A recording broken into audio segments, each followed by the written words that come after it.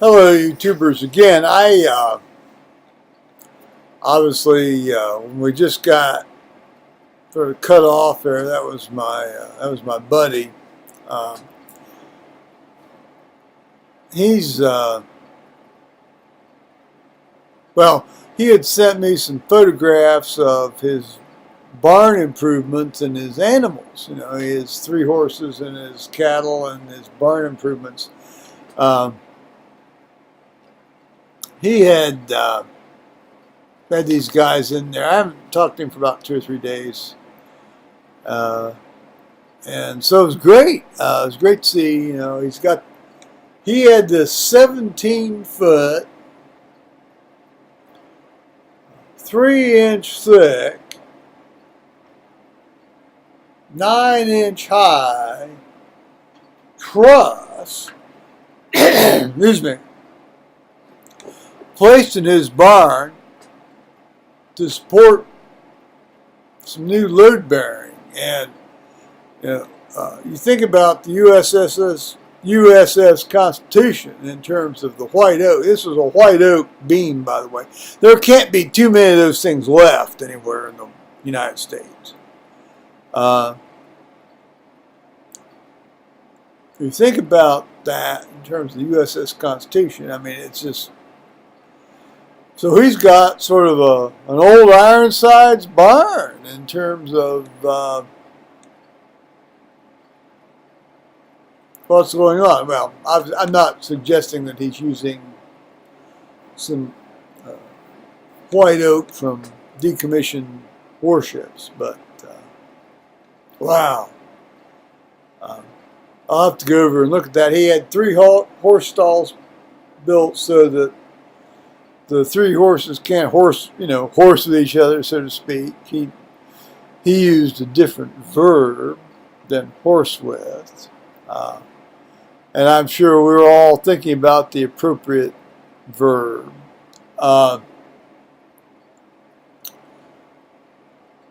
So I look forward to eagerly saying, he's got these new cattle, which will be very tasty in the future, I am sure.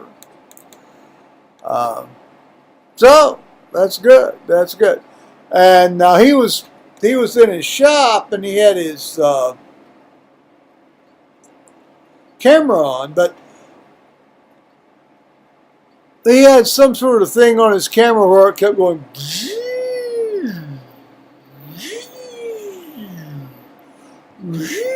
rather than just sort of like what I'm doing right now. Well, okay. Never float your boat. I was saying to him, maybe he needed to have an Apple system rather than this, PC, Windows, or whatever system. That's neither here nor there. Anyway, we dealt with it, and it worked out okay. So to get back to the start of all this nonsense, I had been watching this thing at Michigan Technological University. They do broom bowl up there, which is basically ice hockey, but they play it with, a highly modified broom and sort of a blue. Well, it's a blue sort of gel-filled, what amounts to a dog ball, like a dog toy, on an ice rink, but they play it in tennis shoes, I guess. Now, my nephew went up to Michigan Tech, and he's a chemical engineer, and he works now. He works for a major chemical company in the United States. And he's actually worked for 2 of them, and as far as I understand, he's doing very well. Good for him. Excellent. So, during his senior year, they have this thing up there in the uh, well, late January, early February, some sort of winter festival. I mean, he wanted us to come up for this winter festival, and he wanted my mother to come up and see this, and that's great. Now, my mother at that time was, well, she couldn't drive. You know, it's 700 some miles, and it's it's a 2-day trip for a normal person, but at that stage of my life, I could do a 700-mile drive. Well, in my case, it'd be a 900-mile drive, starting early in the morning, picking my mother and going up and arriving at Houghton, Hancock, Michigan Technological University area. You know, and short of being a vegetable. So I did that, and then so we, it was snowy, and they had the big copper nuggets and the this and the that, and it was wonderful. I mean, it's a good school. Don't get me wrong. This is a great school. So my nephew said, "Well, let's go eat," and I thought, "Oh, where are we going to go? Where are we? Oh, what nonsense is in there?" He said, "Well, let's go to Pizza Hut." I said, "Oh, great, let's go to Pizza Hut." So we went to Pizza Hut, but how do we get to Pizza Hut? Well, he wasn't quite sure, but he knew that if we went to this roundabout, we could shoot off at least one of these angles and go to Pizza Hut. So now I had driven in roundabouts in Great Britain when I had traveled there, 3 previous times. And I thought it was great. I mean, I don't have a problem with the big roundabouts. I have a bit of a problem with some of the roundabouts up here in Orange Township where you have these little tiny, you don't really need a roundabout where you've got 3 rural roads showing, you don't need that. You really don't. But in Britain, when you've got, these people who are all crammed in together,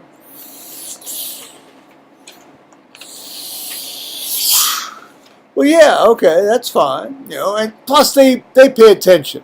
They're not texting. They're not, singing a song on their eye this or their eye that. They're doing okay.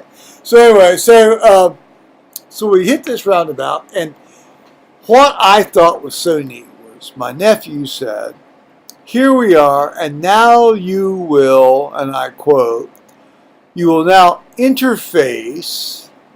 I love that, the verb interface. "You will now interface with this other highway." And I thought, well,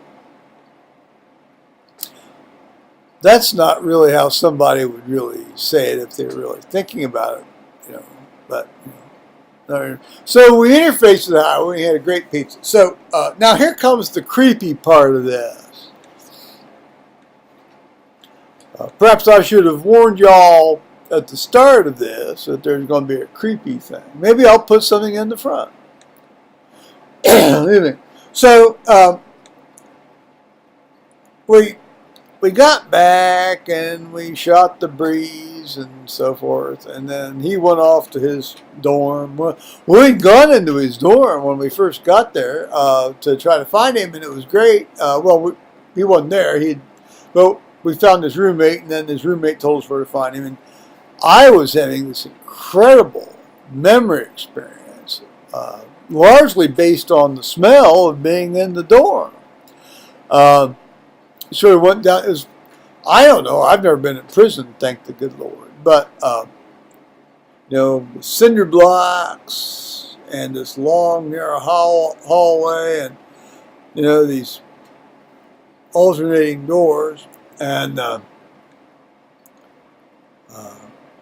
where's my nephew? And he's somewhere. Okay. And my mother was with me. Now my mother at that point was probably late 70s, maybe mid 70s in age.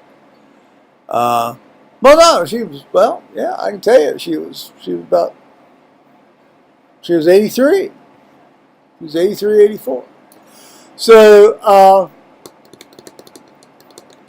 right, so there it is. So we find him and we go by the big mass copper thing there on Michigan Tech's campus. You know, the big mass copper from where they were doing copper mining in the Upper Peninsula in the 1840s, 1850s, 1860s. Oh, it's really wonderful. What a great history. You know, look into that if at all possible. So we went there and we did that, and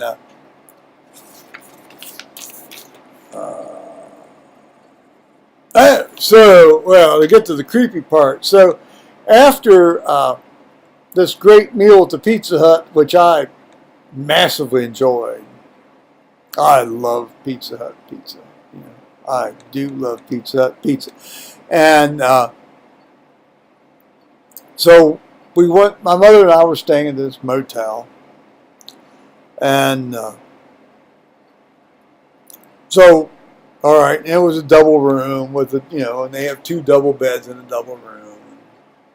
You know, this was not your top of the line motel, but it doesn't matter. I mean, you know, 2 beds are 2 beds. So she says, "Oh,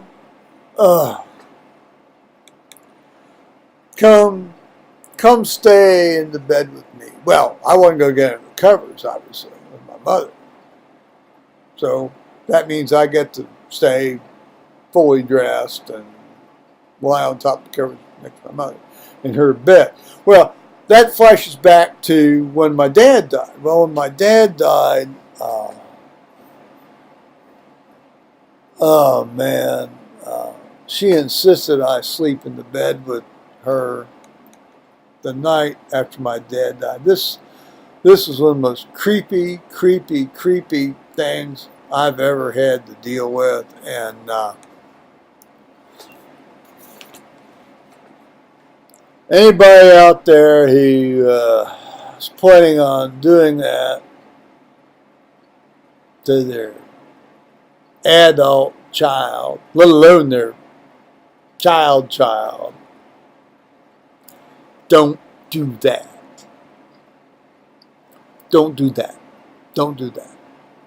Don't do that. Okay, so we've dealt with that. So, in the roundabout, so now, on Sunday, we have the account of Jesus Christ in the wilderness. And, of course, we have our various interpreters at Bible Group about that. And it says he was out there for 40 days, and he got very hungry. And then after that, you know, after 40 days, the human side of Jesus is very susceptible to temptation by the devil. Well, I'm reading into the text, but that's what I take from the text. Meanwhile, we have our own in-house theologians saying things like, "Oh, well, you know, there's no way that's an accurate account. You know, nobody could, you know, be out in the desert for 40 days and live." And I'm thinking to myself, he's God. Of course he can live. He's perfect man and perfect God. Of course he can live. Oh, no. Well, no, it can't. You know, this is just written out. You know, this is just, you know, a made up number. Give me a break. Don't do that. Don't do that. Don't. Just don't do that. I could go into that right now, but it's getting a little late. Let's see. It's 3:30. I may have to call my ex-wife and deal with this at some point. Now, tomorrow, there's a Lenten Bible study starting between services, you know, between the 8 o'clock service and the 10:30 service. And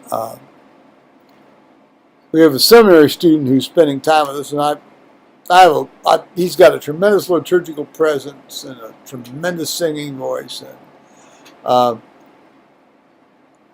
I want to, he's recently gone to the Holy Land, and I want to see what he has to say about that. Now, my understanding is that after that, we're going to get into this whole, how do you read the Bible? Well, how read the Bible? You pick up the Bible and you read it. That's how you read the Bible. I think what they're really trying to say is, how do you read the Bible with the understanding that it's not really true? I mean, that's the unspoken assumption in this program. Oh, here, read the Bible, but remember, it ain't really true. And I think that's the hidden agenda on this. So, all right, well, there'll be more of that anon. I can assure you of that. So, my friend Mike gave me some great referrals in terms of plumbers and carpenters and how you might want to do certain things. So,